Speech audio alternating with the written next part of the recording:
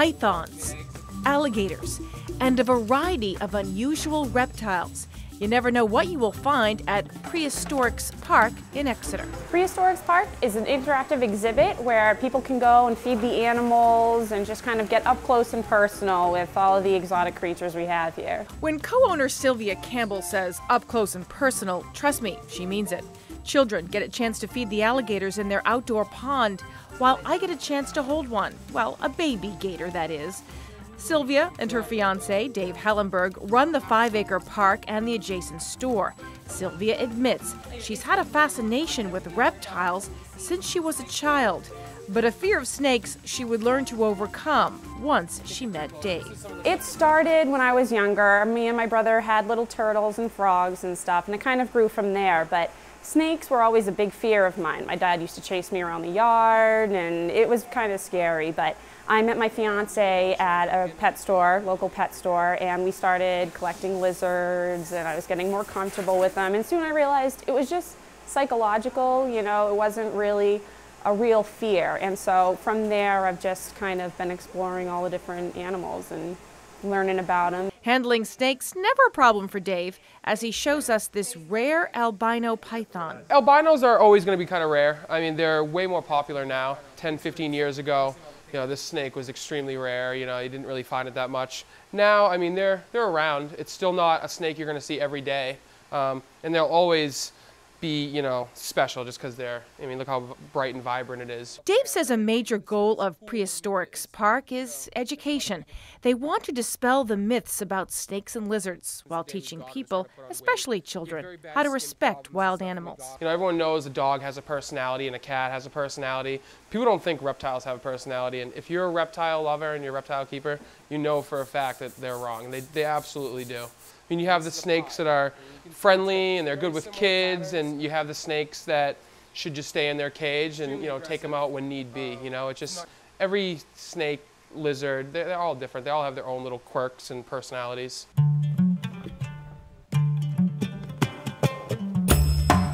Among the most popular at the park has to be these guys. This is called a sulcata tortoise. They originated in northern Africa. Gentle and very eager to eat. We have Bilbo and Frodo. These guys are, most of the animals out here, they're all rescues. You know, for us, especially animals like this, just because the tortoise is, you know, really cute when it's about 3 inches big, right, you know, 4 inches big. These guys, they're the 3rd largest tortoise in the world.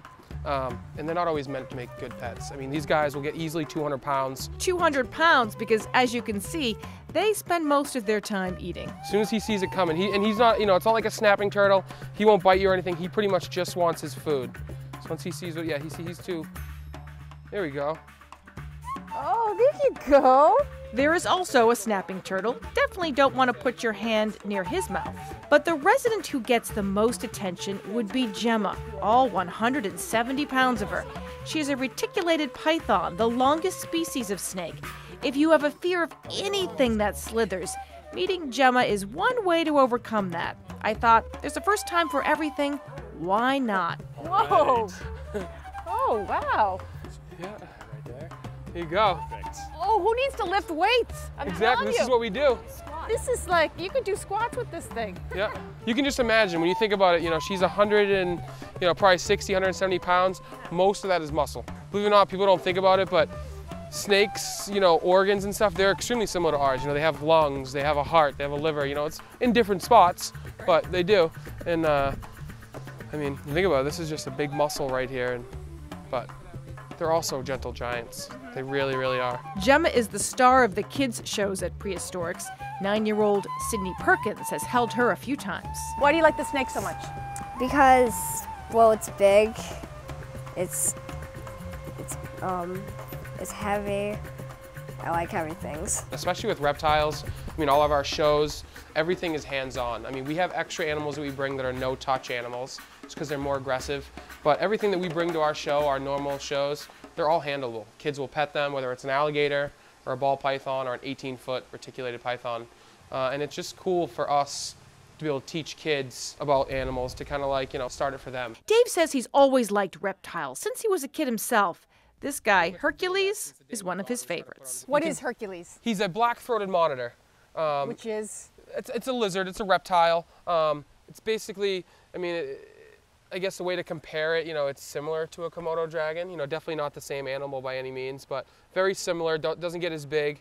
He's not venomous or anything. You can tell. I mean, I'm sitting here petting him under the neck, on the top of his head. He's just loving it. That's quite a tongue. Yeah. Oh yeah. Definitely. He's seeing if I have any food. But he's one of everybody's favorites. His name's Hercules. Oh yeah, you can give him a pet. Yeah, he feels like a little dinosaur. The Prehistorix store sells a variety of fish species as well as live coral and food. It also breeds snakes and a number of different reptiles. Look closely inside these eggs. Those are tiny pythons. They cut open the egg just a few days before the snakes are due to hatch. The reason we cut it, it's a safer way to do it to make sure that more of them live. That way none of them will actually drown in the eggs or anything like that. So we cut them open, we don't pull anybody out or anything, we let them do all that on their own. So take a little walk on the wild side. It's all right here at Prehistorix in Exeter. We want people to always come, bring their lunch. We've got picnic tables and stuff. We just want it to be a nice place that families can come and get an up-close experience with all the animals.